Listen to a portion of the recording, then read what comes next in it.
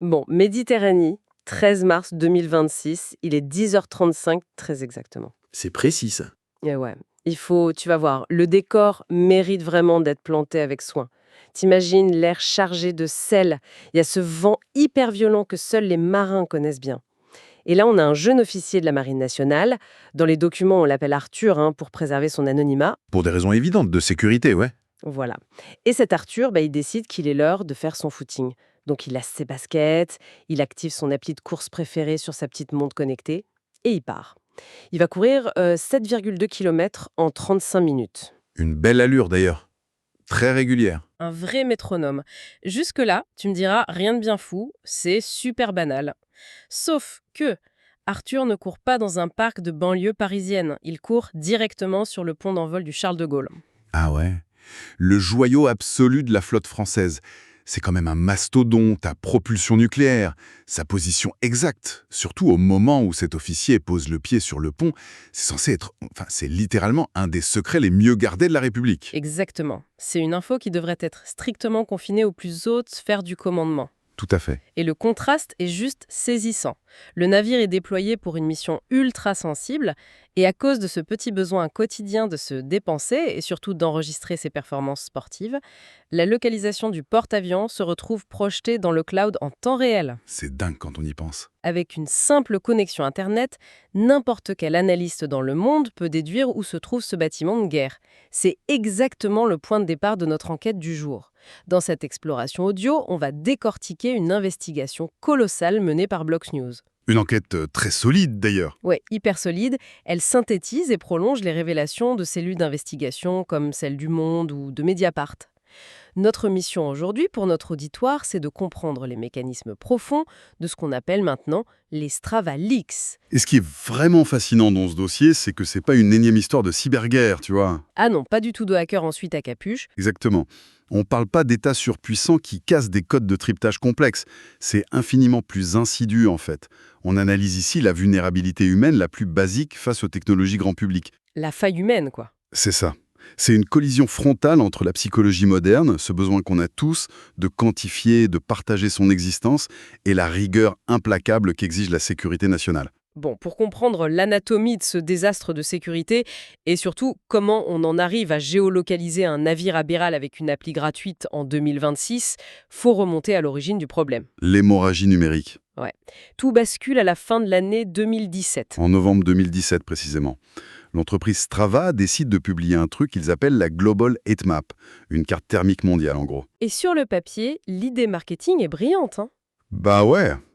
Ils agrègent des milliards, littéralement des milliards de points de données GPS venant des courses et des trajets à vélo de tous leurs utilisateurs, sur 2 ans.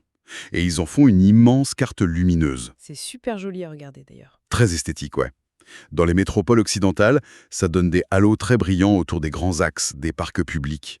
À la base, c'est juste un outil de visualisation pour les sportifs. Sauf que, et là c'est mon analogie préférée pour comprendre ce qui s'est passé, c'est comme allumer une lampe à ultraviolet. Ah oui, l'analogie de l'entrepôt. C'est ça. Pour quiconque nous écoute, imaginez un immense entrepôt qu'on croit plongé dans le noir absolu. Dedans, t'as des militaires qui se déplacent en silence. Ils sont convaincus que leur camouflage est parfait, que personne ne les voit. Le secret opérationnel total. En théorie. En théorie. Et soudain, bam, quelqu'un allume un gigantesque projecteur à ultraviolet.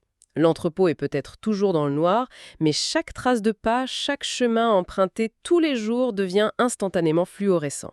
Ce qui devait rester invisible brille comme un sapin de Noël pour quiconque sait regarder. C'est exactement l'effet de cette carte sur les zones de conflit. Et c'est en janvier 2018 que la faille est exposée au grand jour, par un étudiant australien de 20 ans. Nathan Rusé. Ouais, un gamin de 20 ans, depuis sa chambre d'étudiant. En fait, en parcourant cette carte thermique, il repère des anomalies géographiques qui crèvent les yeux.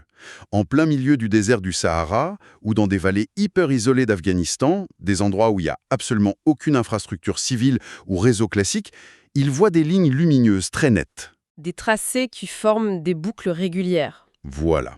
Le parcours typique du jogger qui tourne en rond à l'intérieur d'un périmètre sécurisé. Et bien sûr, ces périmètres, on les trouve sur aucune carte publique. C'est comme ça qu'il a localisé des bases avancées de l'armée américaine, des sites secrets de la CIA dans la Corne de l'Afrique. Et des positions des forces spéciales françaises au Sahel? C'est dingue, mais du coup, comment on passe exactement d'une petite ligne lumineuse un peu floue sur une carte à une véritable brèche de renseignements identifiés? Eh bien, c'est là qu'intervient l'OSINT, tu sais, le renseignement d'origine source ouverte. La trace sur la carte, c'est juste la première miette de pain. La porte d'entrée. C'est ça. L'analyste repère le tracé. Ensuite, il va chercher sur l'application Strava elle-même le classement des sportifs qui ont emprunté ce segment précis. Parce que beaucoup d'utilisateurs ne verrouillent pas leurs paramètres et laissent leur profil public. Le fameux classement du meilleur temps sur un segment. Exactement. Et là, il obtient un pseudonyme ou même parfois le vrai prénom avec l'initiale du nom de famille. L'étape d'après, c'est de croiser ce pseudo avec d'autres bases de données ouvertes. Genre LinkedIn, Facebook, Instagram. Voilà, et ça va très vite.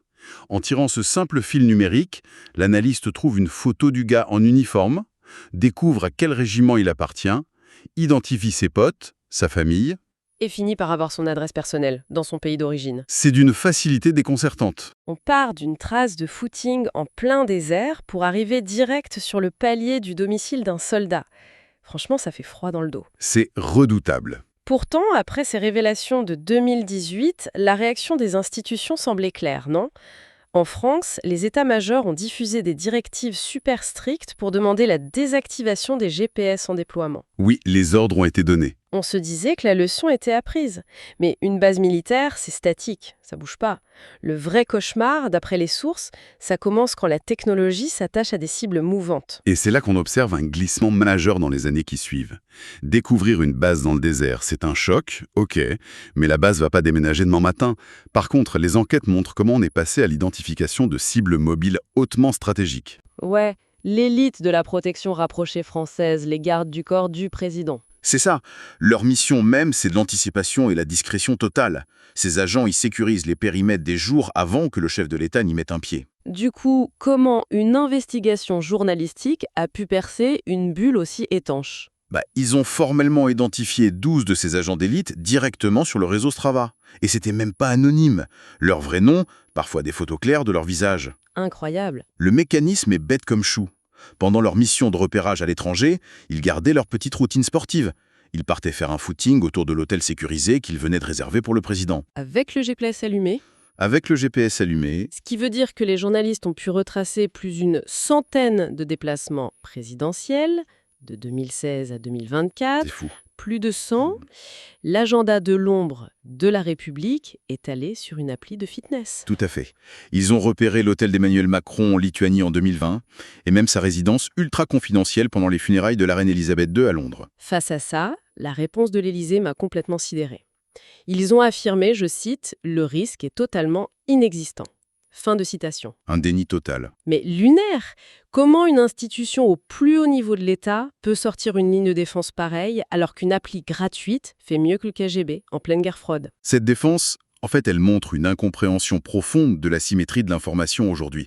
L'Élysée dit en gros, le président n'a pas été attaqué, donc pas de risque. Ouais, il est rentré sain et sauf. Voilà. Mais c'est ignorer comment marche le renseignement moderne. Le renseignement, il se nourrit des habitudes. Savoir quel type d'hôtel le GSPR choisit, comprendre comment il se déploie 3 jours avant. C'est littéralement donner à une puissance ennemie le manuel complet des protocoles de sécurité français. C'est exactement ça. Et cet aveuglement institutionnel, il prend une dimension presque apocalyptique quelques mois plus tard. On est en janvier 2025. Le dossier de l'île Longue. L'île Longue, en Bretagne. Fini les hôtels diplomatiques, là on plonge au cœur du réacteur de la souveraineté nationale. La base des sous-marins nucléaires, lanceurs d'engins, les fameux SNLE. Le summum du secret défense. Un site tellement sanctuarisé que les smartphones y sont formellement bannis. T'as des contrôles biométriques dans tous les sens, l'espace aérien est barricadé. Et pourtant, l'enquête y a déniché 450 utilisateurs actifs de Strava. 450 ! Rien que le fait que ces montres franchissent les portiques de sécurité, c'est déjà une anomalie béante. Absolument. Mais c'est l'analyse temporelle qui révèle la vraie faille stratégique. L'enquête prend l'exemple d'un marin sous-marin. On va l'appeler Paul. Notre fameux Paul. L'historique de Paul, c'est super clair. 16 courses hyper régulières à l'intérieur de la base bretonne. Et soudain, Plus rien. le profil s'éteint, silence radio total pendant très exactement 2 mois. Puis, hop, les courses reprennent comme si de rien n'était. 2 mois. La durée standard, millimétrée, d'une patrouille de dissuasion nucléaire sous-marine. C'est terrifiant.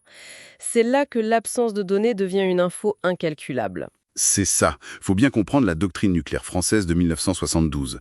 Le concept, c'est la permanence à la mer, l'imprévisibilité totale. L'assurance vie du pays. Exactement.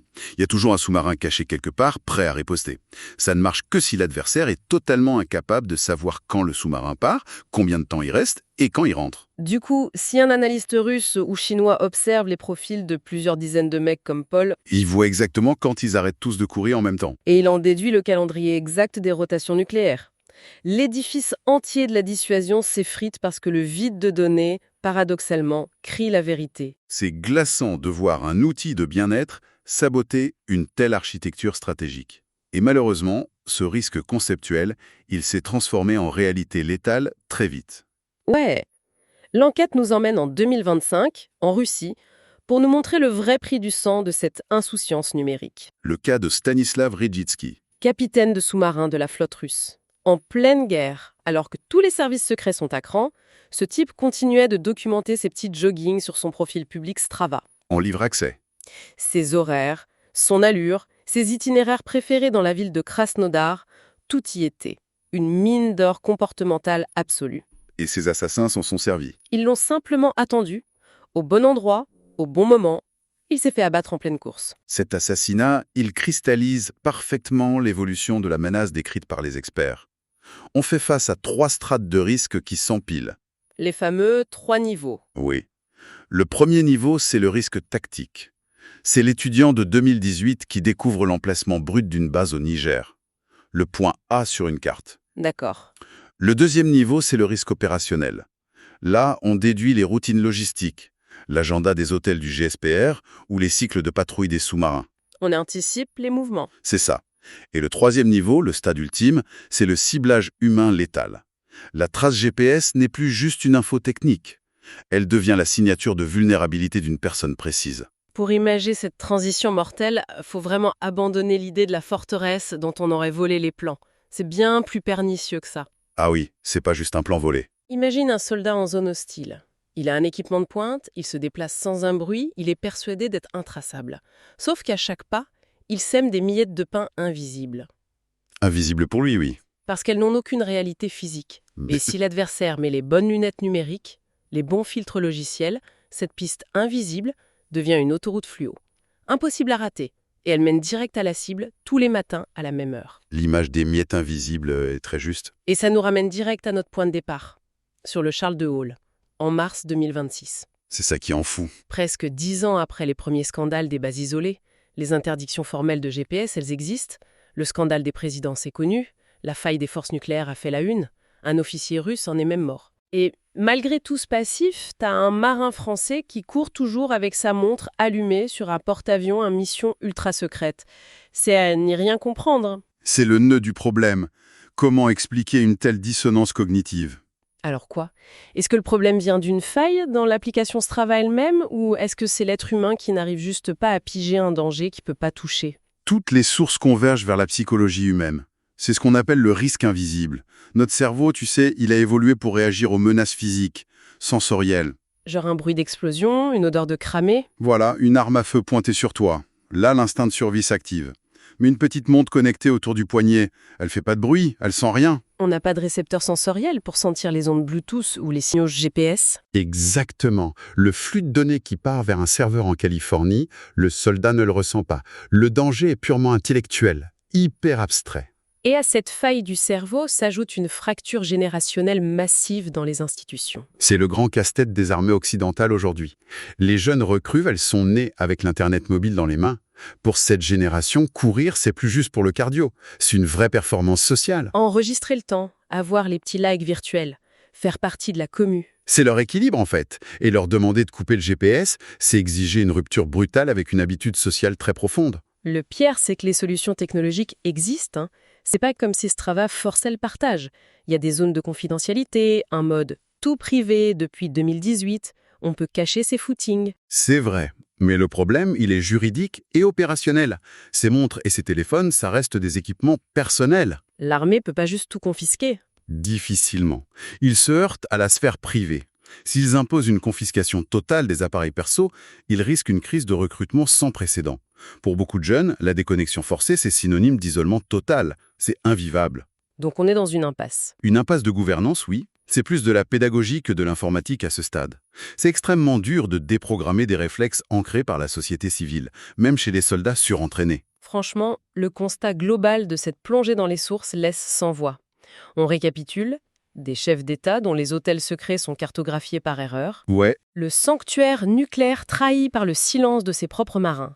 Des assassinats ciblés à cause d'un footing. Et des porte-avions géolocalisés en temps réel. tout ça sans aucun hacker mandaté par un État rival. Rien. Juste une appli de fitness faite pour encourager le sport. La techno s'est nourrie de notre soif de validation sociale et personne au sommet de l'État n'a su l'endiguer. Et la portée de cette enquête, honnêtement, elle dépasse de loin les bases militaires. Ça tend un miroir implacable à tous ceux qui nous écoutent. Ouais, clairement. Si des pros du secret, des gardes du corps d'élite, des opérateurs nucléaires n'arrivent pas à maîtriser leur empreinte numérique, à quel point nous, les citoyens lambda, on est vulnérables. Bah oui, nos trajets pour aller bosser, nos petites balades du dimanche, nos heures de présence à la maison. Toutes ces données innocentes tissent, jour après jour, un profil comportemental redoutable. Une observation qui nous amène à pousser la réflexion un peu plus loin. Aujourd'hui, on voit bien que ces archives de données sportives permettent d'exposer notre présent, de reconstituer notre passé, mais la techno avance à une vitesse folle. Et demain, Bah ouais, que se passera-t-il demain quand une intelligence artificielle sera biberonnée à ces décennies d'historique soi-disant inoffensif? Une machine qui va pas juste afficher une position passée, mais qui va modéliser nos routines avec une telle précision qu'elle pourra prédire un déplacement futur. ah oui, l'anticipation algorithmique. Voilà. Une IA capable de savoir exactement où se trouvera un citoyen ou un porte-avions la semaine prochaine, avant même qu'on ait consciemment décidé de lasser nos baskets. C'est une perspective complètement vertigineuse que je laisse en suspens pour les esprits curieux. En tout cas, une chose est sûre après cette analyse. Les projecteurs à ultraviolets sur nos vies ne s'éteindront plus. Le concept même d'invisibilité est devenu obsolète. À chacun d'en tirer les conséquences la prochaine fois qu'il faudra choisir entre la discrétion d'un moment et le partage d'un petit record perso. Merci d'avoir suivi cette exploration audio. À la prochaine!